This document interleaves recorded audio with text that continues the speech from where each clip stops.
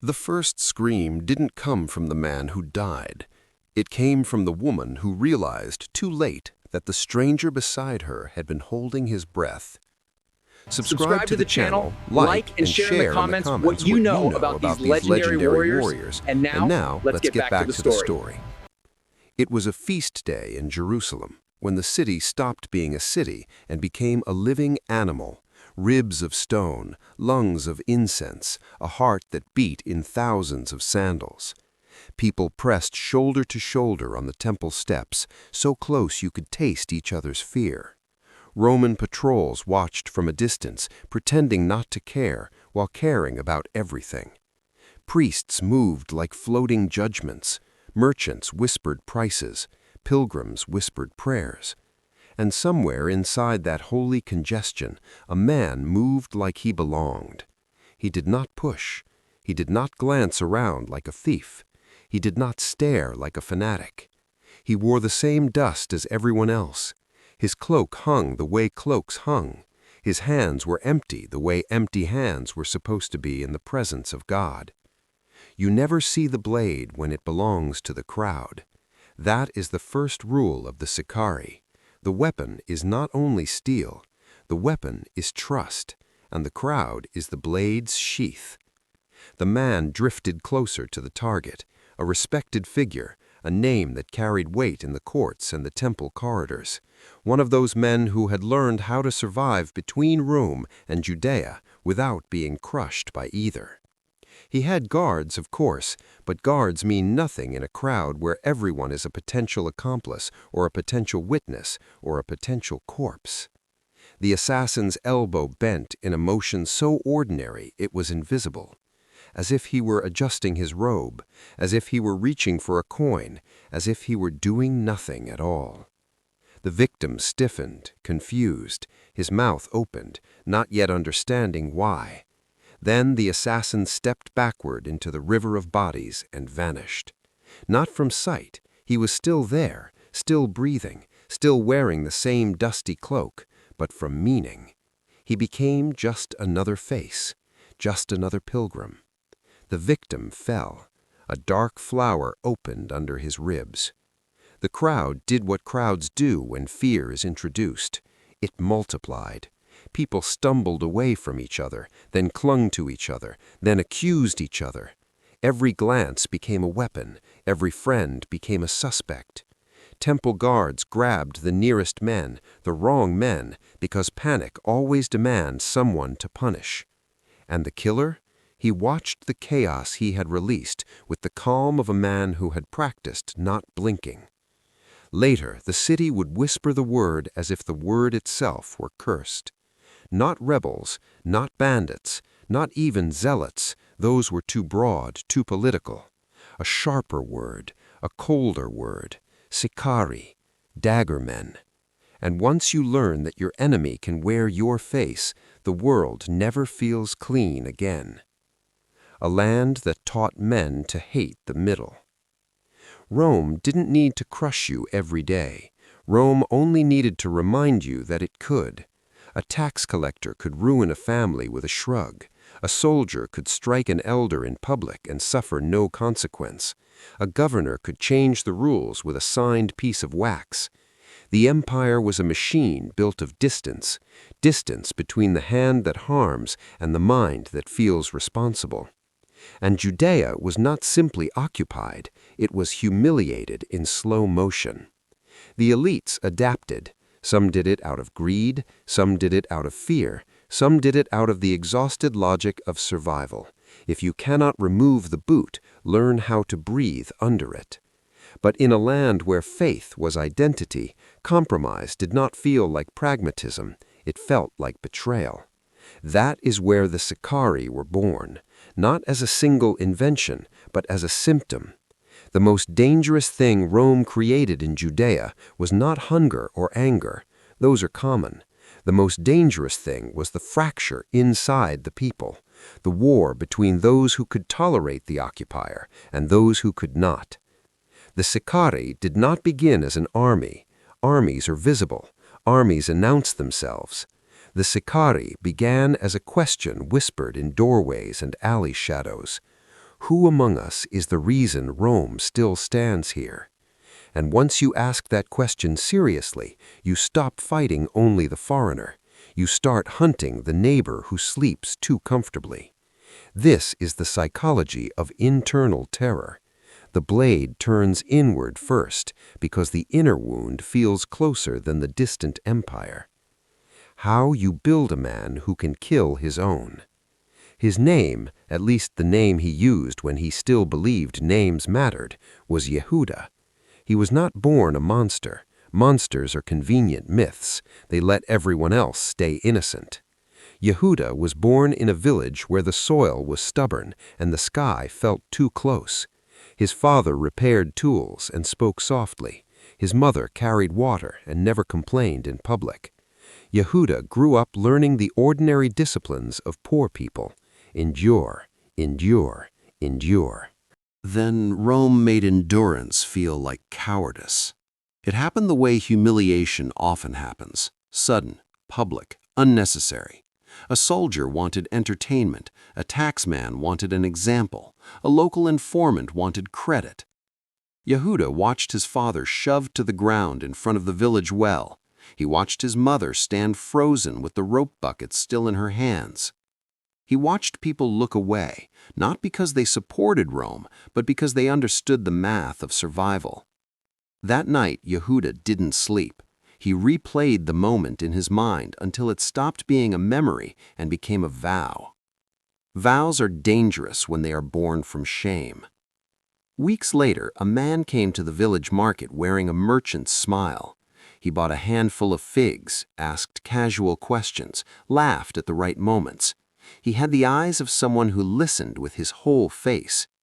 He spoke to Yehuda as if they were already friends. "Your father is healing," he said. Yehuda stiffened. "How do you know my father?" The man chewed slowly. "Because men who bow too long eventually break, and broken men make broken sons." Yehuda's hand went to the small knife at his belt. The stranger didn't flinch. He looked almost sad. "I'm not here to harm you," he said. "I'm here to tell you the truth." Yehuda said nothing. The stranger leaned closer, as if sharing gossip. "Rome is not the only problem," he whispered. "Rome is the hammer, but there are hands that hold the hammer steady, hands like ours." That sentence was the hook, not the promise of glory, not the thrill of violence, the promise of clarity. Because in Yehuda's mind, the world had become unbearable precisely because it was complicated. He wanted a clean line between right and wrong, us and them, sacred and corrupt. The stranger offered him that line. "You're angry," he said gently. "Good. Anger is the soul refusing to accept chains, but anger alone is noise. We turn noise into a blade." And then he did something that felt small but changed everything. He offered Yehuda a new family. You don't have to be alone in it.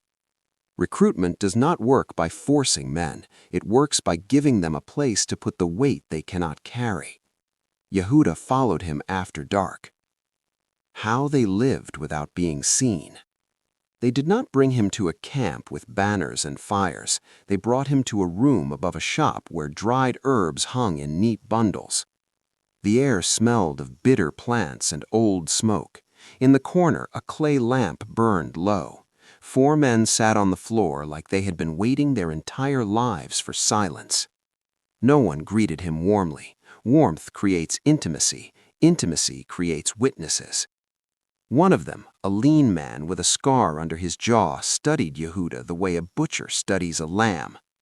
"Why are you here?" he asked. Yehuda swallowed. "Because I'm tired of being nothing."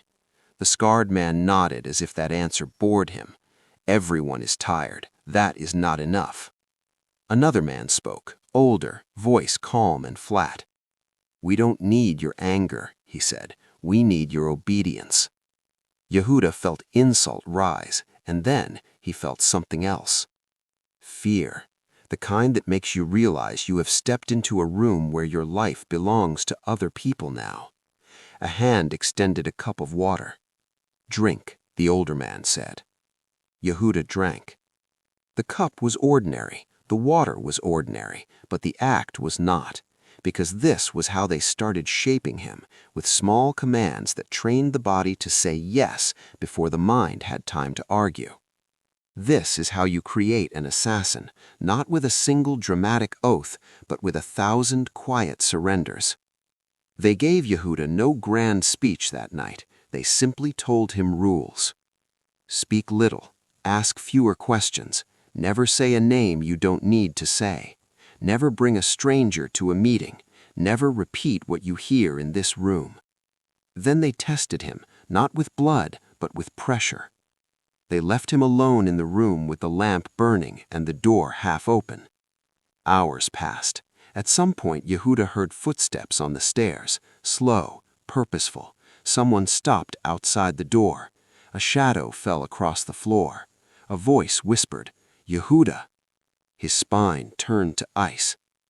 How did they know my name? Who was it? The voice whispered again, "Yehuda, open the door." He stood, trembling. His hand moved toward the latch. Then he remembered something the recruiter had said earlier, almost casually. Never trust a voice in the dark. Voices are easy. Truth is harder. Yehuda stepped back. He said nothing. The footsteps lingered, then moved away. When the older man returned at dawn, he studied Yehuda's face. "You almost opened it," he said. Yehuda's throat burned with shame. "Yes." "Good. Shame means you're still human. We will remove it."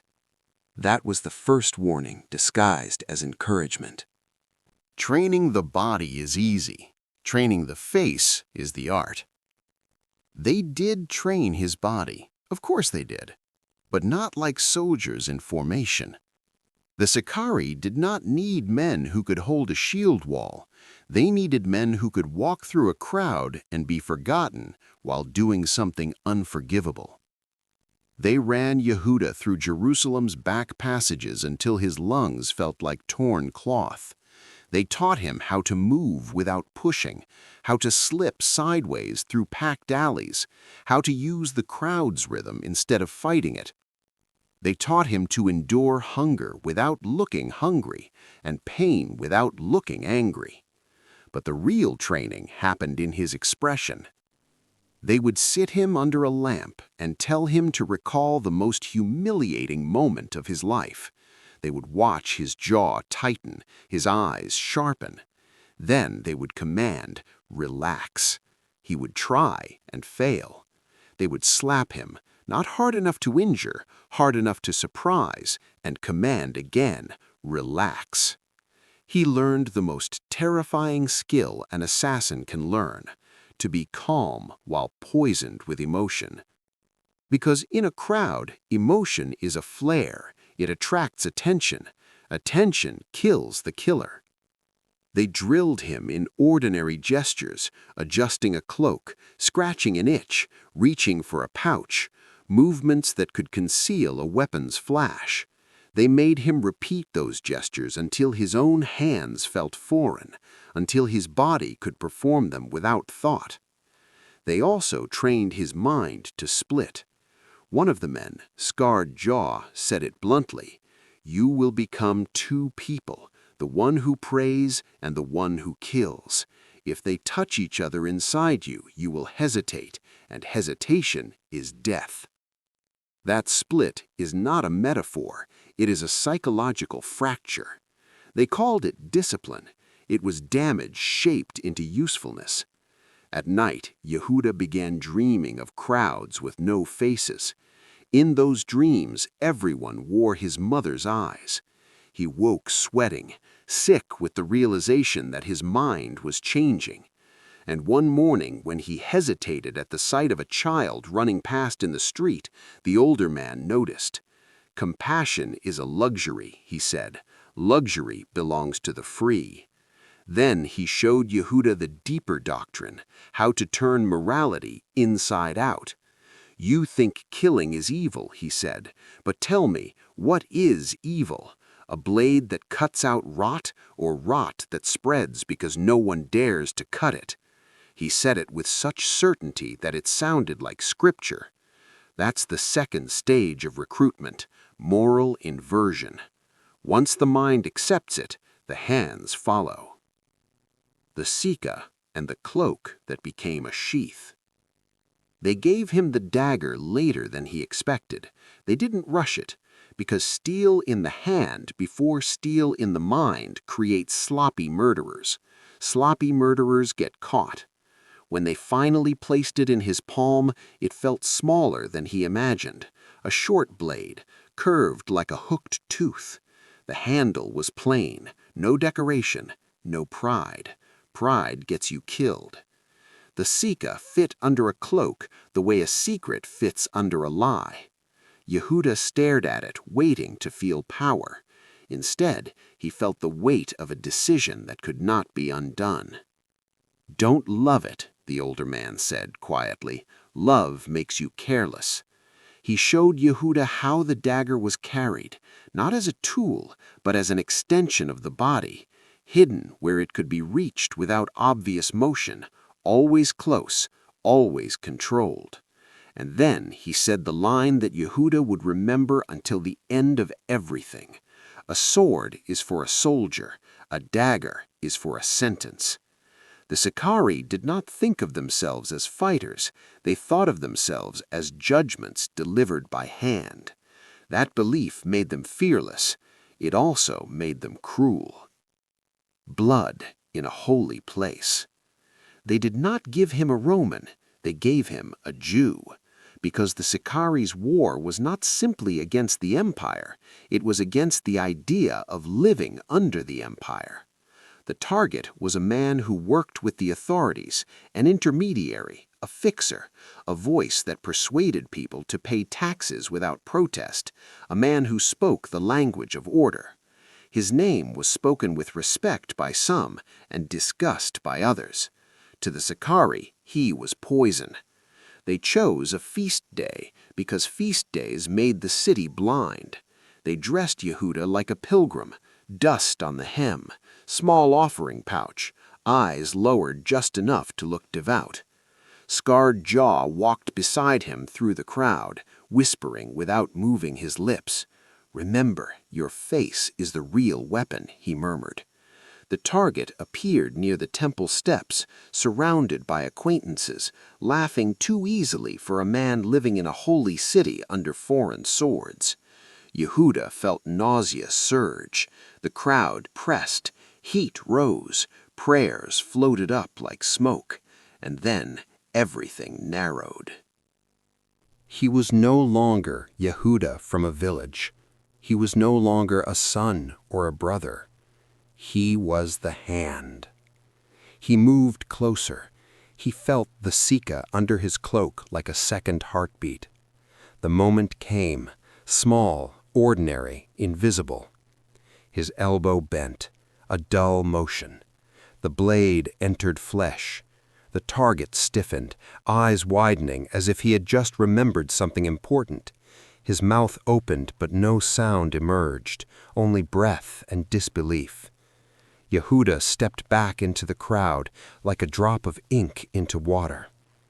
For a terrifying second, he expected lightning, judgment, God. Nothing happened. The victim collapsed. Blood pooled. A woman screamed. Men shouted. Temple guards surged. And Yehuda walked away. No one stopped him. No one pointed. No one even looked directly at his face. That was when he understood the true horror of what he had become. He could kill in the most sacred place in the world, and the world would not recognize him. Scarred Jaw found him later in a narrow alley. "You did well," he said. Yehuda waited for relief, for pride. Instead, he felt a strange emptiness, like a room after a fire. "Is that it?" Yehuda whispered. "Does it ever feel right?" Scarred Jaw's expression didn't change. "Right is for children," he said. "We do what is necessary." Then he added colder, "And now you can never go back." That was not a threat. It was a fact. who benefited from the dagger. After that day, Yehuda began hearing whispers he hadn't heard before. Not only fear, also opportunity. Because when a prominent man dies, there is always someone who gains. A rival who steps into his role, a faction that gains influence, a priestly family that suddenly has a seat at the table, a Roman official who can justify harsher measures, a local leader who can claim he alone can restore order. The Sicarii understood politics the way wolves understood herds, not by loving strategy, but by sensing weakness. They used death as a lever. They killed at moments when the city was already tense. They killed men who held fragile alliances together. They killed in places that forced everyone to witness, not the blade, but the consequences. And the strangest, darkest part, spoken only in the most trusted circles, was this. Sometimes the Sicarii suspected that certain powerful men quietly wanted the killings, because terror can be useful. A Roman governor could claim, "See, these people cannot govern themselves." A priestly elite could claim, "See, we need more authority, more guards, more control." A rival faction could claim, "See, the other side is weak." The Sicarii were not naive. They knew they were sometimes being used, but they also believed something that made them immune to cynicism. Even if powerful men profit, the dagger still purifies. That belief is how you keep killers loyal while the world plays games above them. At times, rumors swirled like smoke that certain assassinations were entangled with intrigues inside the temple leadership itself, with rivalries so old they felt inherited. Names like Jonathan the high priest were spoken in hushed tones, not because everyone knew the truth, but because everyone sensed there was truth buried under politics. In Jerusalem, politics was a second religion, and blood was one of its sacraments. How they kept men obedient. You asked for shock, and here is the shock that matters most. The Sicarii did not rely only on faith. They relied on control. A cell cannot survive if one man breaks, so they built their recruits like locked doors. They used isolation, days where a man was cut off from family, from warmth, from ordinary comfort, until the cell became his only world. They used fear, not random fear, but targeted fear. Stories of informants found in gutters, stories of traitors who disappeared. These stories were told without embellishment and sometimes with proof. A blood-stained cloth, a dropped signet ring, a name that was never spoken again. They used guilt, reminding recruits that leaving would endanger others, that hesitation would kill brothers, that doubt was selfishness. They used ritual, because ritual makes violence feel holy, and holy violence feels clean.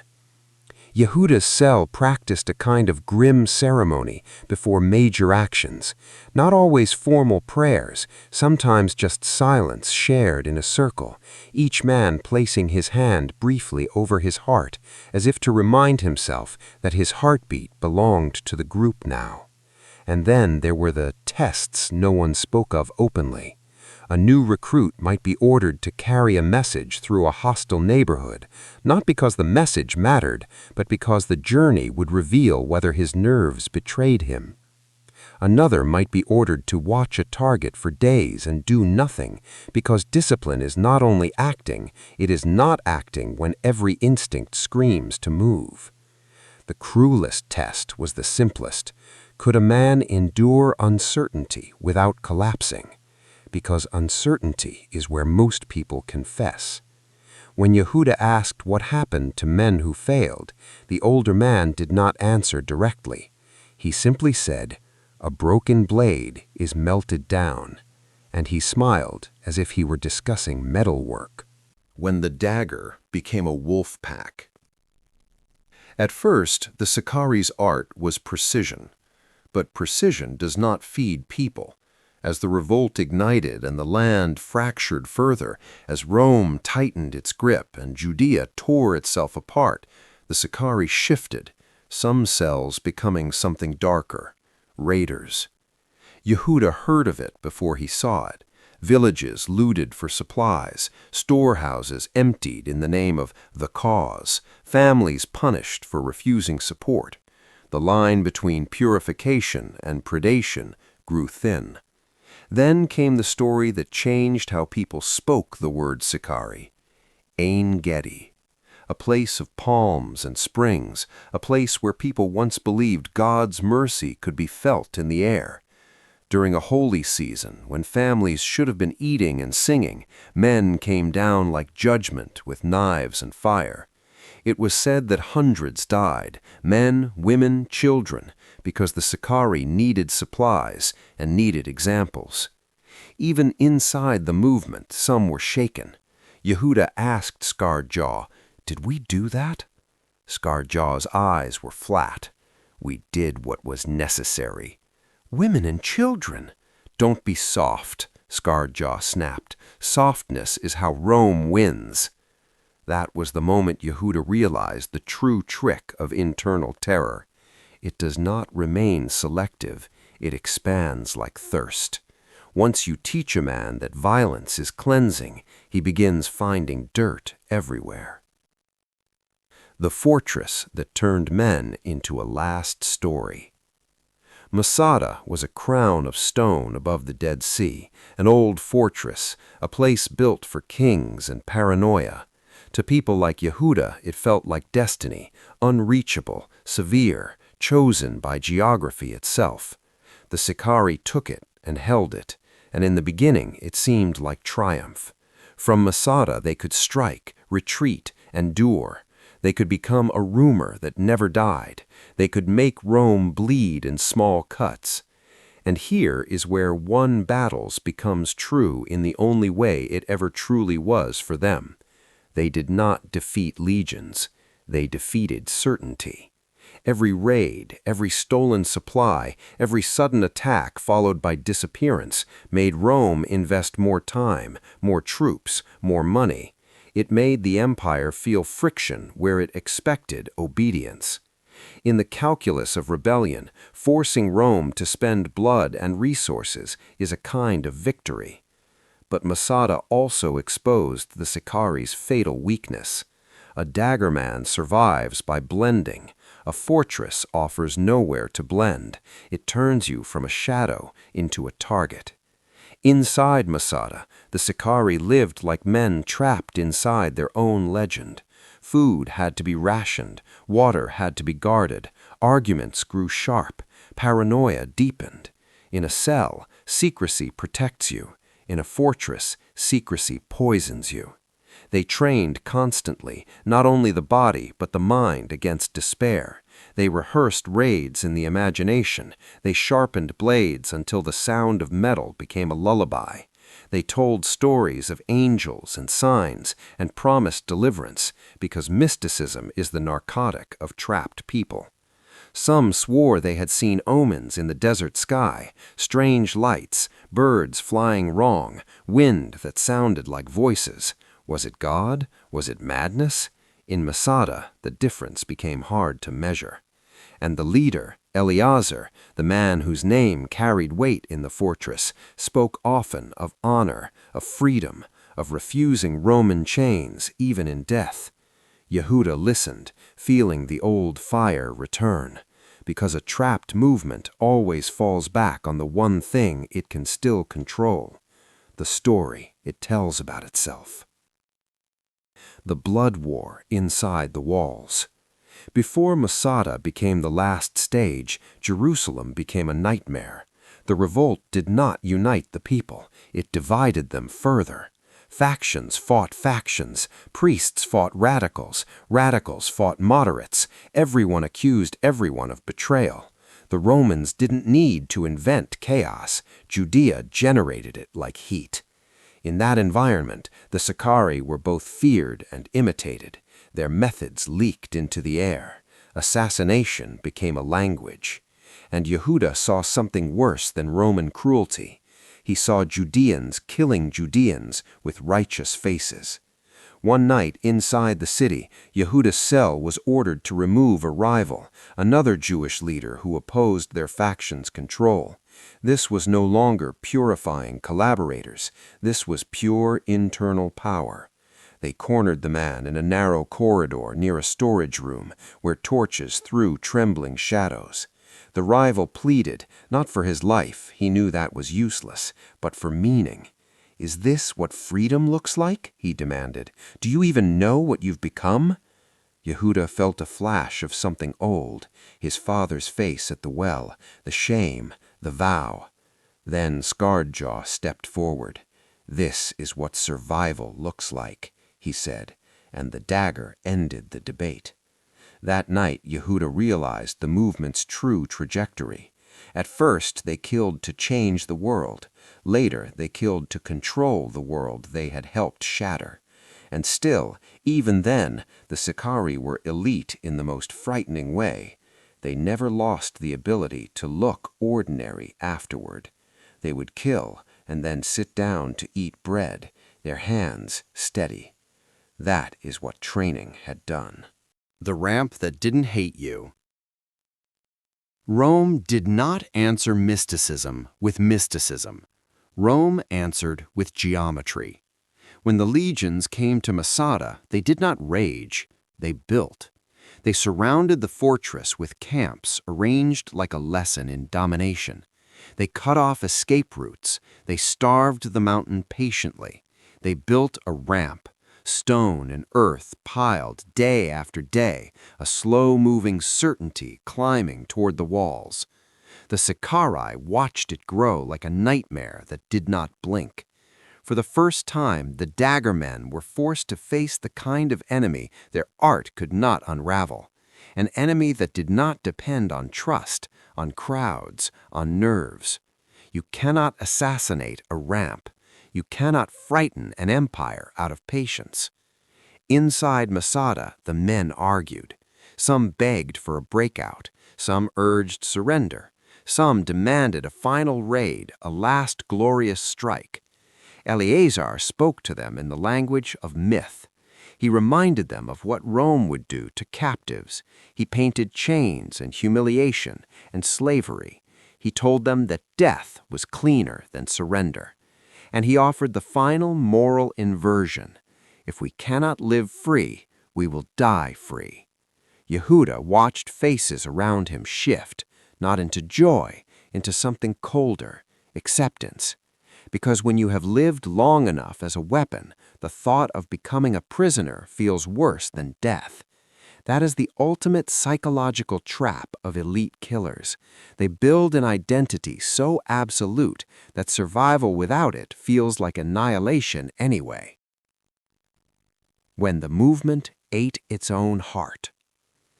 The final night at Masada was quiet in a way that felt unnatural. Men hugged their children too tightly. Women looked at their husbands as if trying to memorize them. Some prayed. Some stared at the walls and said nothing. Yehuda sat alone with his dagger across his knees. He remembered his first kill, the way the crowd had swallowed him. He remembered the emptiness afterwards. He remembered the moment he realized there was no going back. Now, with Rome climbing toward them on a ramp, he understood the sick symmetry. He had spent his life turning crowds into camouflage. Now, there was no crowd, only fate. Scarred Jaw approached and sat beside him. "We did what we had to do," Scarred Jaw said. Yehuda didn't answer. Scarred Jaw's voice softened. "Do you regret it?"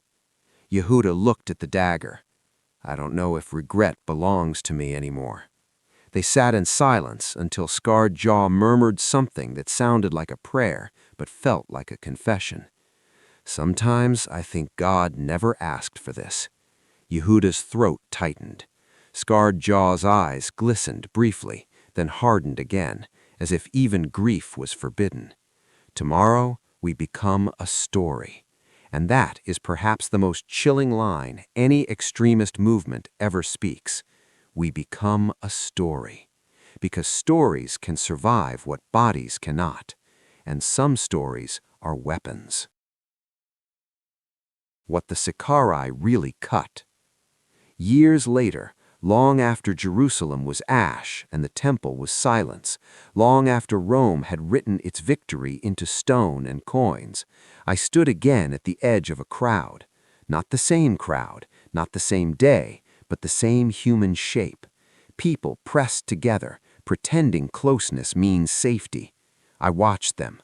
I watched how they glanced at strangers' hands, how they flinched at sudden movement, how they distrusted laughter that sounded too loud.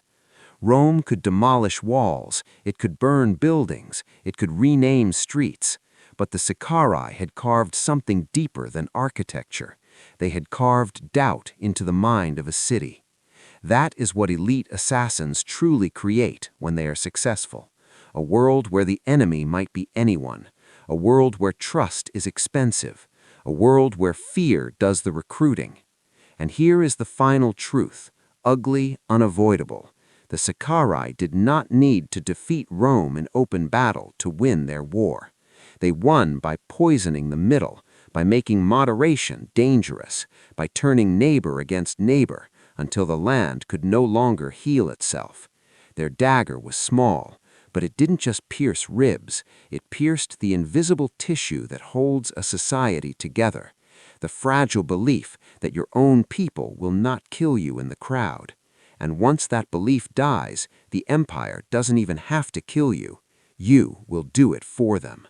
Because internal terror is the most efficient weapon ever invented. It turns a people into their own battlefield. And the Dagger-Men, Sicarii, were among the first to prove it.